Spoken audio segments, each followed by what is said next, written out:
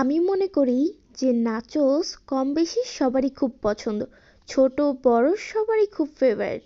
তো আমারও খুব পছন্দের একটা খাবার হচ্ছে নাচোস। যেদিন থেকে আমি বাসায় নাচোস বানাতে পারি সেদিন থেকে আর রেস্টুরেন্টে যেয়ে আমি নাচোস একদমই কিনে খাই না। কারণ আমার মনে হয় যে বাহিরের নাচোসের থেকে আমার বাসায় বানানো নাচোসটা বেশি মজা হয়। তো চলুন কিভাবে কি বানাচ্ছি সেটা আমি আপনাদের দেখাচ্ছি। প্রথমে হচ্ছে আমি ময়দা আর কর্নফ্লাওয়ার দিয়ে পাতলা করে রুটি বানিয়ে নিয়েছি।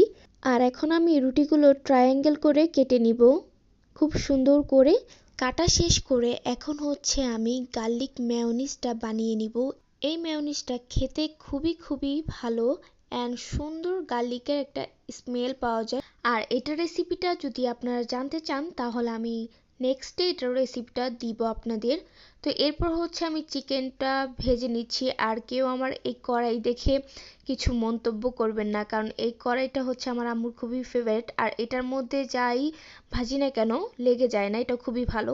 তো এর মধ্যে হচ্ছে আমি সসেসও দিয়ে ফেলছি। আর এখন হচ্ছে আমি চিপসগুলো ভেজে নিব।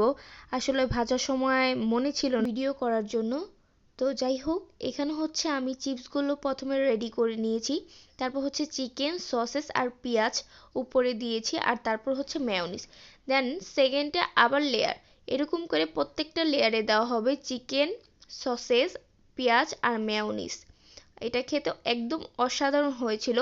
আপনারা যদি আমার মতন ট্রাই করে থাকেন, আপনারা একবার খেলে বাসায় সবসময় তৈরি করবেন, বাইরে যেয়ে আর খেতে হবে না।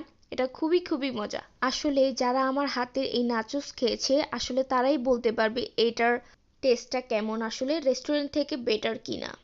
তো আজকে এ পর্যন্তই। সবাই ভালো থাকবেন, সুস্থ থাকবেন। আল্লাহ হাফেজ। আর আমার জন্য বেশি বেশি দোয়া করবেন, আমি যাতে অলস না হয়ে সবসময় আপনাদের জন্য ভিডিও বানাতে পারি অ্যান্ড ভিডিও দিতে পারি।